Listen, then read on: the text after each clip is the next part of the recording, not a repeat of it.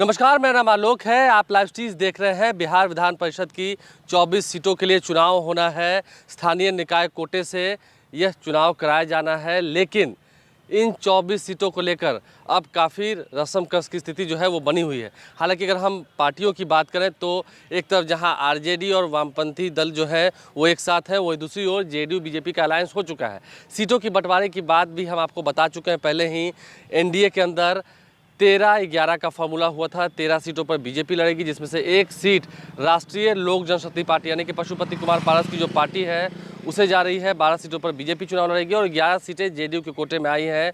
और अब जेडीयू के 11 सीटों पर कौन कौन से वो उम्मीदवार होंगे जो चुनाव लड़ने जा रहे हैं, इसकी पूरी जानकारी हम आपको दे रहे हैं। सबसे पहले लाइव स्ट्रीज के माध्यम से हम आपको ये बताने जा रहे हैं कि आखिर 11 सीटों पर जेडीयू के उम्मीदवार होने कौन वाले हैं। देखिए, लिस्ट लगभग तैयार है। सिर्फ अंतिम मोहर बिहार के मुख्यमंत्री नीतीश कुमार की लगनी बाकी है। मुख्यमंत्री नीतीश कुमार फिलहाल दिल्ली में है। उम्मीद है आज देर शाम तक वह पटना लौट आएंगे, जिसके बाद जो लिस्ट तैयार है उस पर उनकी अंतिम मोहर लगेगी। हालांकि नाम भी लगभग तैयार है, सिर्फ औपचारिक ऐलान होना बाकी है। तो जेडीयू के कौन कौन से उम्मीदवार हैं, हालांकि जो जानकारी मिल रही है क्षेत्रों में उन्होंने तैयारी भी पूरी तरीके से शुरू कर दी है, अपनी फील्डिंग करनी शुरू कर दी है और तैयारियों में वो जुट चुके हैं। लेकिन अब आने वाले इस विधान परिषद के चुनाव में जब चुनाव की रणभेरी बजेगी, फिलहाल तो चुनाव आयोग की ओर से चुनाव की तारीखों का ऐलान नहीं किया गया है, लेकिन हाँ, तैयारियां इसमें पहले से होती हैं। आरजेडी ने अपने 21 उम्मीदवारों के नाम का ऐलान कर दिया है। एक सीट भागलपुर की सीट जो है वो सीपीआई को गई है, जहां पर संजय यादव को टिकट दिया गया है। बाकी जितने उम्मीदवार हैं आरजेडी के, उनकी भी लिस्ट हमने आपको पहले दिखाई है। लेकिन आज बात करेंगे जेडीयू के उम्मीदवारों की। देखिए, जेडीयू के उम्मीदवारों की अगर हम बात कर रहे हैं तो लिस्ट में सबसे पहले नाम आता है पटना से। अगर हम पटना क्षेत्र की बात कर रहे हैं तो पटना से वाल्मीकि सिंह का नाम तय माना जा रहा है। भोजपुर आरा सीट से राधाचरण शाह का नाम तय माना जा रहा है। गया सीट से मनोरमा देवी को एक बार फिर से टिकट दिया जाएगा। बिंदी यादव की पत्नी है, पहले भी एमएलसी रह चुकी हैं। वहीं अगर हम भोजपुर आरा सीट की बात करें तो राधाचरण शाह का भी नाम तय माना जा रहा है। राधाचरण शाह पहले आरजेडी के एमएलसी हुआ करते थे। विधानसभा चुनाव के बाद जब 5 एमएलसीज ने दल बदले थे, उसमें से एक नाम था राधाचरण शाह का।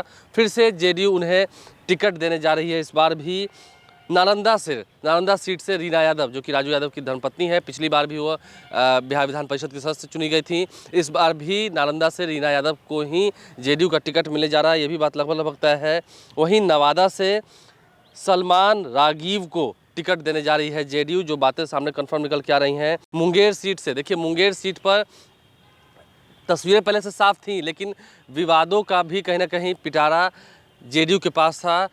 मुंगेर से संजय प्रसाद को ही टिकट मिलना है, ये भी बात लगभग तय हो चुकी है। मुंगेर से संजय प्रसाद ही उम्मीदवार होंगे जेडीयू के।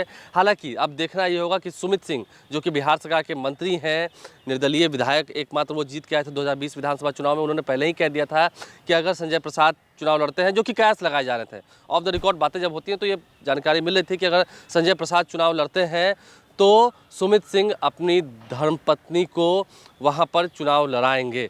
अब ऐसे में आप समझ सकते हैं, सुमित सिंह अगर अपनी धर्मपत्नी सपना सिंह को चुनाव लड़ाते हैं मुंगेर से, अगर जैसे कयास लगाए जा रहे हैं, तो फिर मुंगेर का क्या हाल होगा, मुंगेर में क्या तस्वीरें होंगी, क्योंकि कई सारे नाम जो है वो पहले से सामने निकल के आ रहे हैं। आरजेडी ने तो अपने उम्मीदवार का नाम पहले ही अनाउंस कर रखा है।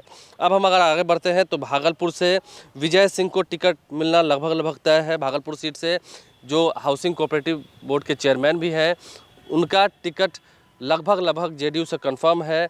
अगर हम बेतिया की बात कर रहे हैं तो वहाँ से राजेश राम, जो कि पहले कांग्रेस के साथ थे, फिर जब वो जेडीयू में आए तो अब जेडीयू फिर से उन पर भरोसा करने जा रही है, फिर से उन्हें एमएलसी का टिकट देने जा रही है। सीतामढ़ी सीट से देखिए यहाँ पर भी उलझने हैं, लेकिन रेखा पूर्वे का नाम बताया जा रहा है। ये कहा जा रहा है कि रेखा पूर्वे उम्मीदवार होने जा रही हैं सीतामढ़ी से। वहीं अगर हम मधुबनी सीट की बात कर रहे हैं तो मधुबनी सीट से विनोद सिंह को टिकट मिलने जा रहा है जेडीयू का।